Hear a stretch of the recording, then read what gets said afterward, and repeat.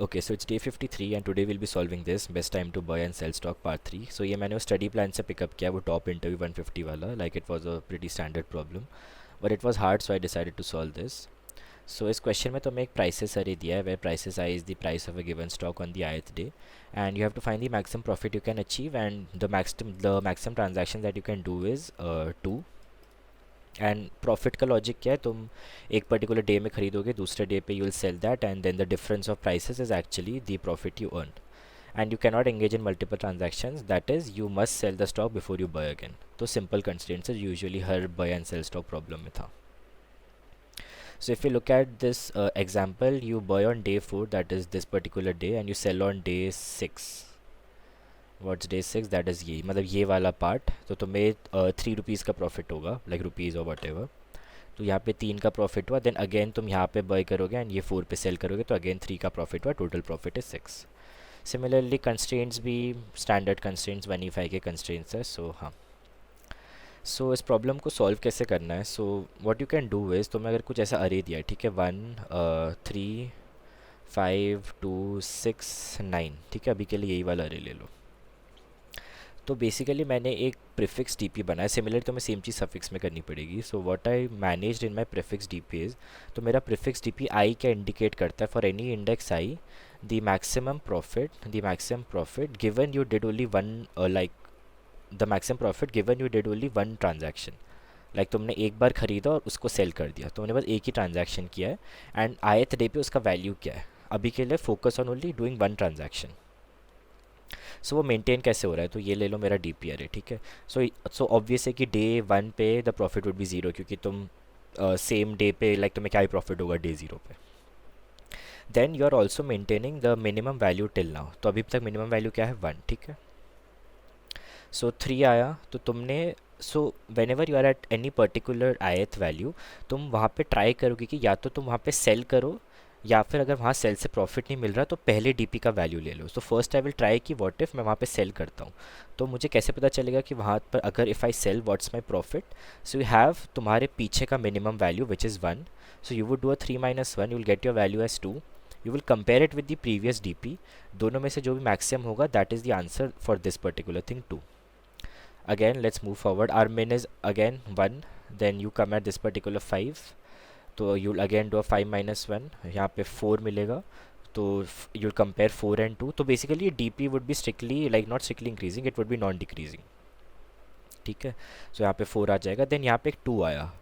जब 2 आया तो अगेन मेरे पीछे अब तक मिनिमम वैल्यू कौन सा है, वो मैं मिन तक, वो मैंने सेव करके रखा है, राइट, मेरा लेफ्ट में सबसे मिनिमम वैल्यू.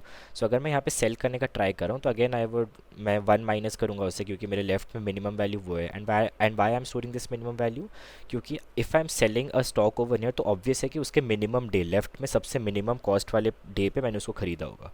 सो 2 - 1 अगेन 1 आता है, बट यहाँ पे मैं 1 नहीं रखूँगा, क्योंकि फिर मेरा ये वाला डीपी का वैल्यू अगर मैं 1 रखूँ तो पूरा गलत हो जाएगा, क्योंकि डीपीआई लाइक इंडिकेट क्या करता है, the maximum profit given you have done only one transaction till the ith day. So till the ith day 1 is not the correct answer, right. So you will compare 1 and 4, that is the previous value, and 4 ज़्यादा है तो you will keep a 4 over here. Similarly यहाँ पे 5 आ जाएगा, यहाँ पे 8 आ जाएगा, क्योंकि 6 - 1 is 5 and 9 - 1 is 8. So now let's clear this up. ये तुमने अपना प्रीफिक्स डीपी बना दिया, ठीक है. ये था तुम्हारा, ये बेसिकली था तुम्हारा प्रीफिक्स डीपी. सिमिलरली सेम चीज़ सफिक्स डीपी में भी चलेगी, बस इस बार तुम राइट टू लेफ्ट रिवर्स करोगे. एंड यहाँ पे जैसे हम मिनिमम रख रहे थे ना, मिनिमम टिल नाउ, तुम यहाँ पे रखोगे मैक्स टिल नाउ. यहाँ पे लॉजिक उल्टा क्यों है, क्योंकि तुम अगर कोई भी पर्टिकुलर इंडेक्स पे हो, तो अभी जब तुम राइट से ट्रेवर्स कर रहे हो, तो तुम बोलोगे कि what if I purchase my stock over year. So if you are purchasing your stock over year, तुम्हारे राइट में सबसे मैक्सिमम वैल्यू पे you will be selling it, right. यहाँ पे क्या हो रहा था, तो तुम बोले थे कि मैं यहाँ पे सेल करूँगा, तो तुम उसे परचेज कब करोगे, तुम्हारे लेफ्ट में सबसे मिनिमम वैल्यू में. एंड यहाँ पे तुम जब राइट टू लेफ्ट रिवर्स कर रहे हो, तुम चेक क्या करोगे कि अगर मैं यहाँ पे परचेज कर रहा हूँ तो मैं सेल कहाँ करूँगा, मेरे राइट में सबसे मैक्सिमम वैल्यू में. So that's how you make a prefix and suffix. ज़्यादा कुछ खास लॉजिक नहीं है. प्रीफिक्स में you maintain a min till now, suffix में you maintain a max till now, and you traverse from right to left. एक बार जब तुम्हारे पास ये दोनों चीज़ें आ जाती है, ये हमने कैलकुलेट किया है किसके लिए, single transaction, like this is a single transaction calculation. So how do you, like इससे तुम फाइनल आंसर कैसे लेकर आओगे. सो यहाँ पे ले लो कुछ भी जिब्रिश लिख रहा हूँ, 916248, ठीक है, कुछ भी लिख दिया यहाँ पे।